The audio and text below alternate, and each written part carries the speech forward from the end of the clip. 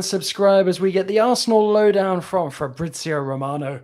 Mikel Arteta has been busy rebuilding his roster ever since taking the reins at the Emirates, and this summer has been no exception. The Gunners have already welcomed in the likes of Gabriel Jesus, Fabio Vieira, Matt Turner, and a whole host of returning loanees.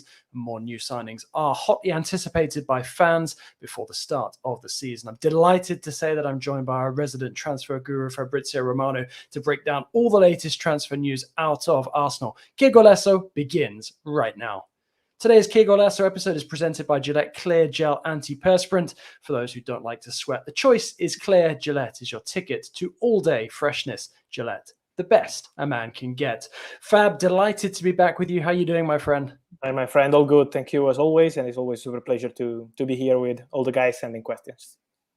Likewise. Well, delighted to have a bit of your time today. I know it's extremely busy for you during these transfer windows. So let's get down to brass taxes. Yuri Tielemans, the situation, what's going on there? We know that Arsenal were interested. What can you tell us? They're still interested. Arsenal have always been interested in Tielemans, as you mentioned. He's always been one of the names in the list of Edu and Mikel Arteta during this summer. So we still have to consider Tielemans one of the targets. Then they signed Fabio Vieira, and they have many quality players. This is why now they're focused on different areas. They are working and already completed the deal for Alexander Zinchenko. So they had different priorities. But for Tielemans, they are still in contact with people close to the player, with the players' camp, but still no proposal to Leicester. So at the moment, the situation is pretty clear. They are interested, but there is still no bid submitted. So let's see what happens in the coming days. Also important to understand on Tielemans' side that other clubs could be interested in case Arsenal will not submit an official proposal. So the situation is absolutely open because he's out of contract next summer with Leicester. At the moment, he has still no intention to sign a new deal. Maybe we will see in September if we'll change the situation. But at the moment, he's still focused on the market. He wants the move. And so I'm sure that in the coming weeks will be important to understand more on Yuri Tielemans. And while the Belgians' future is up in the air, there's also speculation about Sergej Milinkovic-Savic as well. Is he being considered? Is that a real possibility for the Gunners? At the moment, Lazio have received nothing for Milinkovic-Savic. So I know Lazio so well because here in Italy, we know how they work on the market. And the president, Claudio Lotito, is really strong in negotiations when it's about his top players. And he said a few weeks ago that he would sell Milinkovic-Savic only in case one of the best clubs in the world will put one of the best proposals for Milinkovic. And from what I'm told, they want around 65, 70 million euros. So it's really big money. It's completely different price tag compared to Tielemans, who could be around 35 million pounds. For Milinkovic is 70 million euros. So it's completely different. And I think it's not going to be an easy one, not just for Arsenal, but for many clubs. So at the moment, it's still quite around Milinkovic. Let me say my personal opinion. I hope Arsenal will be on it or any other English club because he's a fantastic player, really underrated. In Serie A, he's always making the difference. And so I'm sure that he will be absolutely ready to do great things in Champions League and in Premier League too. Well, that's something that should excite Arsenal fans because I think if we consider Milinkovic-Savic underrated, given the amount of time he spends in our headlines linked with transfers, then he must be something special. It's true. He is special, trust me, because following Serie A every single week, we know that probably, in my personal opinion, is the best midfielder in Serie A. All right, well, the choice is clear, presented by Gillette Clear Gel. Is Arsenal the clear choice for Tielemans, or does he have any other possibilities, any other avenues?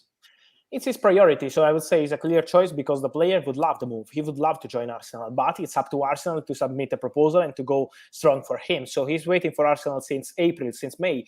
This is when the contract started. It was end of April, beginning of May, and they are still there. They are discussing, but still no official bid, and just approaches and contacts. So it's up to them now to decide if they want to go for Tielemans as a priority after signing Zinchenko, or if they want to go for different positions. But it's also something that we can understand because the player is out of contract next summer. Arsenal know there is a big opportunity on the market having a player like Tielemans available like this, but timing is always important on the transfer market. Imagine that, to give people an example, Inter had an agreement on personal terms with Bremer for 6 months for this Torino centre-back, and they lost the player in 48 hours with Juventus jumping into it and signing Bremer. So with Tielemans, Arsenal are working on it since a long time, but if they really want him, they have to be fast. Yeah, certainly in terms of Premier League experience and that contract situation, it does seem like Tielemans should be the clear choice for Arsenal. But if somebody like Milinkovic-Savic is on the market and more easy for them to obtain, then perhaps that might be the best avenue for them to go to. But certainly in terms of the fact that Tielemans is so well adapted to the Premier League, it does seem that that is the clear choice. Now, an interesting different name has been thrown out there recently. You'll know him well from his time with Juventus. And there we've got the question just popping up. Arthur Melo, anything on that? No, at the moment, no. At the moment, no. I see a lot of rumors, but at the moment, I have no confirmation on Juventus side, on Arsenal, and also player side. They know about the interest. He's always been in the list at Arsenal because in January they wanted him, and then there was no agreement with Juventus, but he was in the list in January. Now, after signing Fabio Vieira, I feel they have different priorities. So he's a player appreciated by Edu.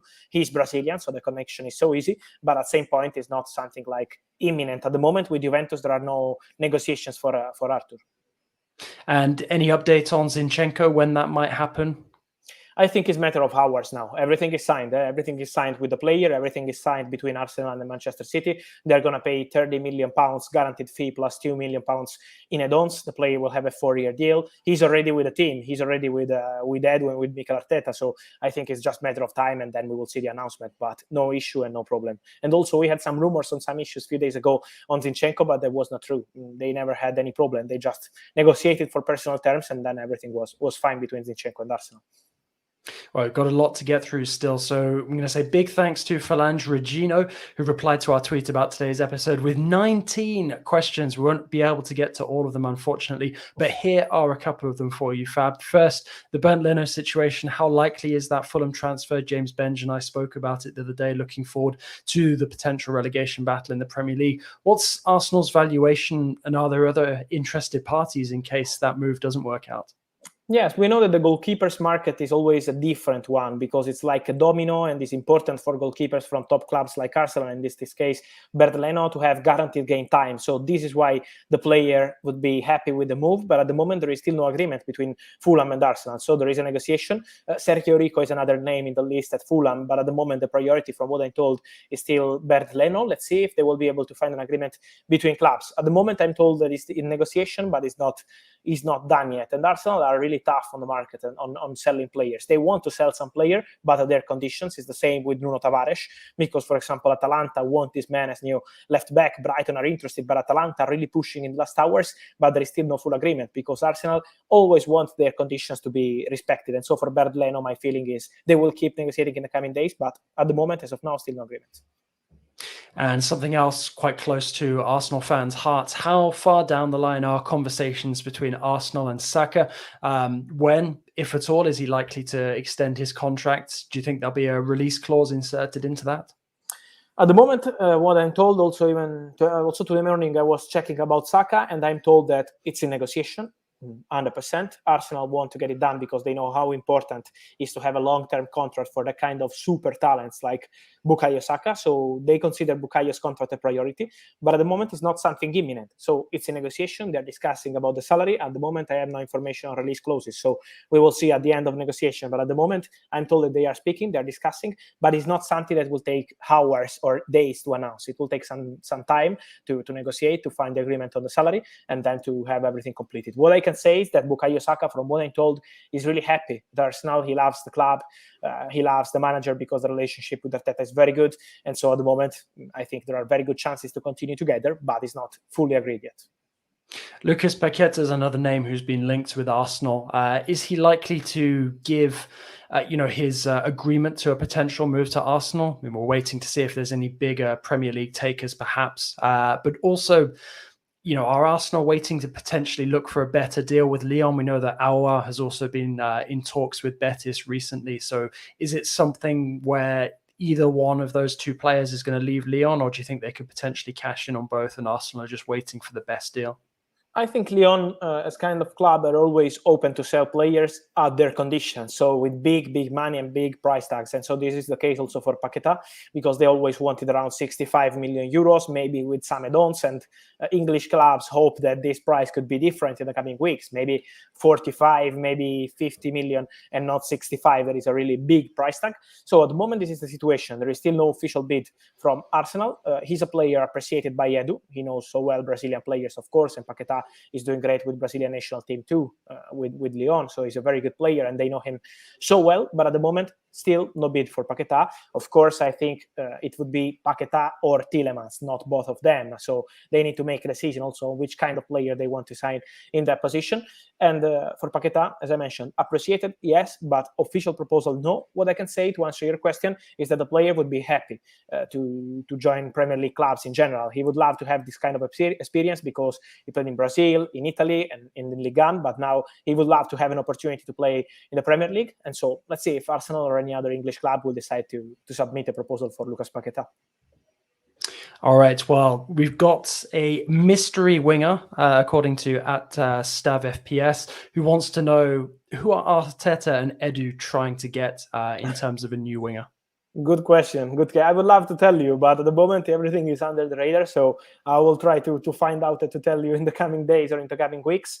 At the moment, many rumors for many players like Diaby. We had a lot of rumors on Diaby, but at the moment the player was very clear. He said he wants to stay at Bayer Leverkusen. He has no intention to leave. And Bayer Leverkusen, when they were approached by many clubs, they always asked for 70 million euros for Diaby. So really complicated deal. So we will see. I'm sure that Arsenal will go with their own ideas as always, as they did with Vlahovic in January. They wanted Vlahovic, and then it was impossible because the player only wanted to join Juventus. And I think Edu was perfect in that kind of situation. So not wasting money on a striker he was not trusting, but waiting a bit and then signing Gabriel Jesus in the summer because he was the main target for Arteta too. And I think with the winger will be the same. They wanted Rafinha. We know that Rafinha was a top target for Arsenal. They submitted 2 proposals. Rafinha was an obsession for Arsenal because he was super appreciated. But then they decided, first of all, not to enter in any bidding war. And I think it was a very smart decision because we saw what happened between Chelsea, Barcelona, with the player very clear on his idea of joining Barca. And also with this winger this summer, I think they will go for it if they really trust the winger, not just to sign a player more because they have many players and many good players. So it has to be the right player for Arsenal or they will wait a bit. All right, we're blitzing through this in record time, so we're going to take a quick break and then we'll be back with Fab.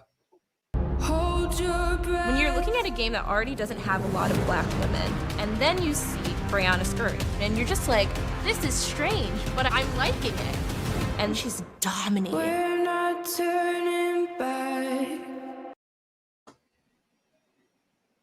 All right, welcome back, everybody. The soccer calendar knows no break, so it's always all systems go here on Kegola. So staying on top of the global game is an all-day gig, and then there's the added stress of being a helplessly loyal fan who obsesses over every minor detail concerning my club, Aston Villa, not Arsenal.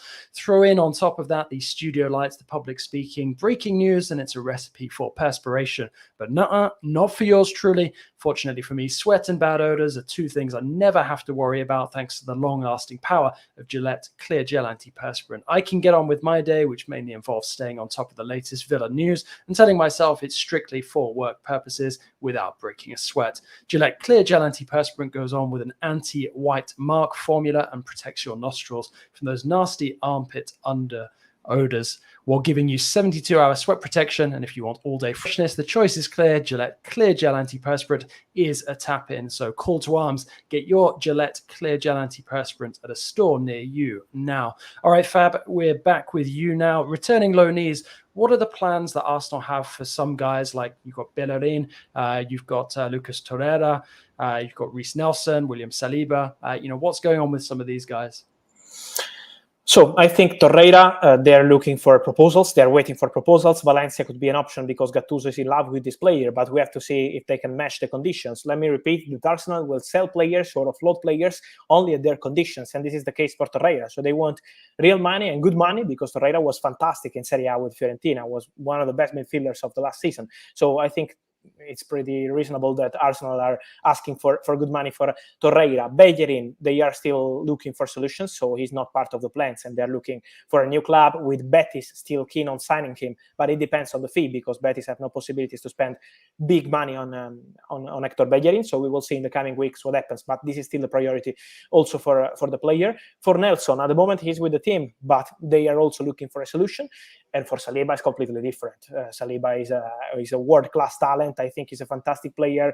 I'm a big fan of Saliba, and I really hope there is a big opportunity for him to play with Arsenal regularly, because he deserves. He's been, better than anyone else in Ligue 1. Was incredible last season. Was one of the best talents in Europe in general. And so I'm sure that Arsenal wants to trust him, wants to continue with him. At the moment, from what I'm told, the information I have right now is that a new deal is not fully agreed or completed yet. They are discussing, a very positive discussion with his agent, but still not fully agreed or set to be signed, from what I'm told in the last few hours. So let's see what's next with Saliba. But at the moment, the plan is to continue with him, to negotiate a new contract, and to have him as part of the team for this summer with Mikel Arteta, who is a big fan. So this is the situation, and I see Saliba as part of Arsenal team.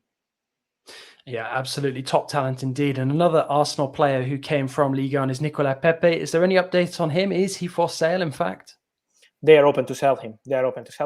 Of course, they don't want to create problems around the player, and this is why they're still protecting him, playing him, because they know there are chances for him to stay in case they won't receive the right proposal. But Arsenal are open to letting go in case they will receive a good bid. So I would keep the situation open for Pepe. At the moment, it's still not something close or advanced with any club, but I think it's a situation that could be interesting to follow in the coming weeks, because Pepe is one of the players that Arsenal are open to sell, like Nuno Tavares. With Nuno Tavares, is almost the same. They are open to letting go on loan in this case. Let's see if with the buy option or not.